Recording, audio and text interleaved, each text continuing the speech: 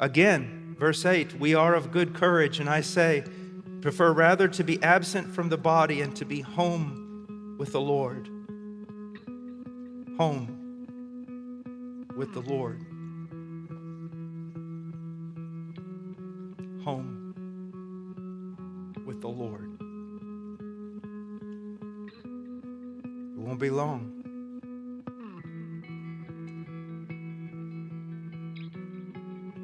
But you know what? I'm speaking in human terms, but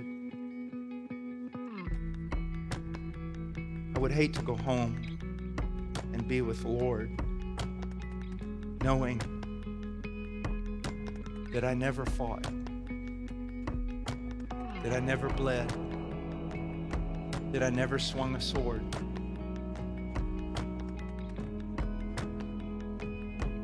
Just don't want to.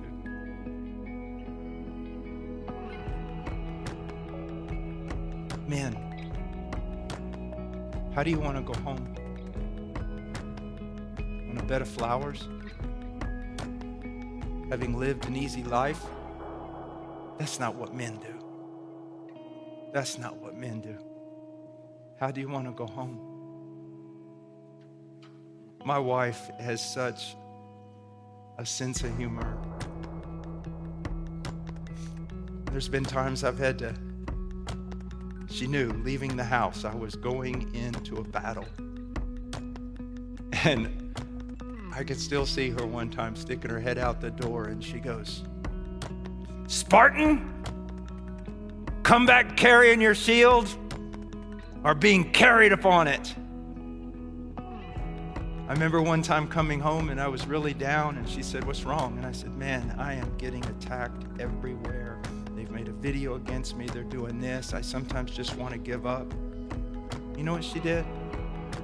I imagine what your wife would do. She'd put her arms around you and console you. My wife looked at me and said, well, you know what you need to do? You just need to man up and go back out there.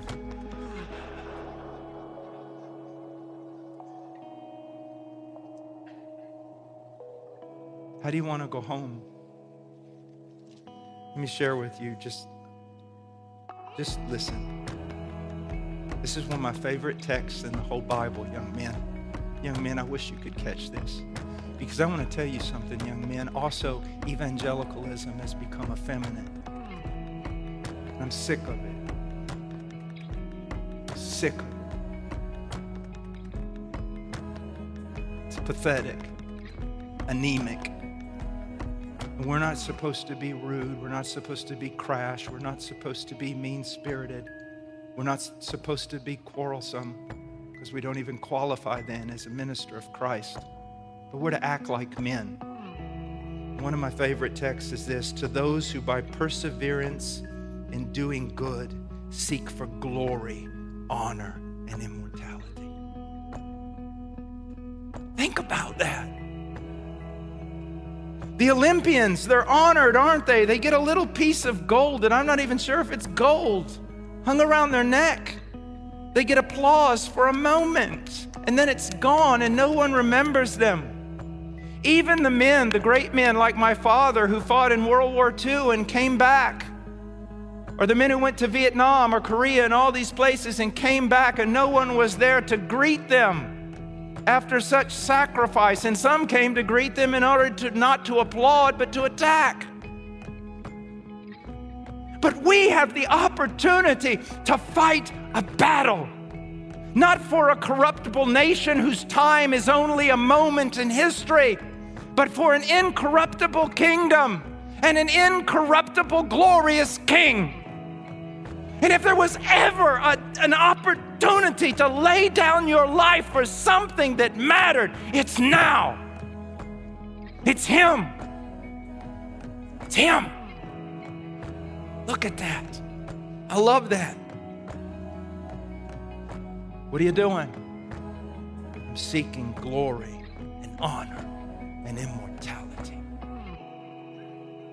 I'm seeking to finish the race. I'm seeking to fight the good fight.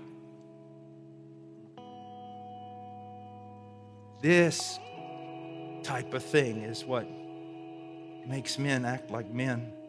There's a reason to be alive. There is a reason to be alive. Sadly, most men never know that reason.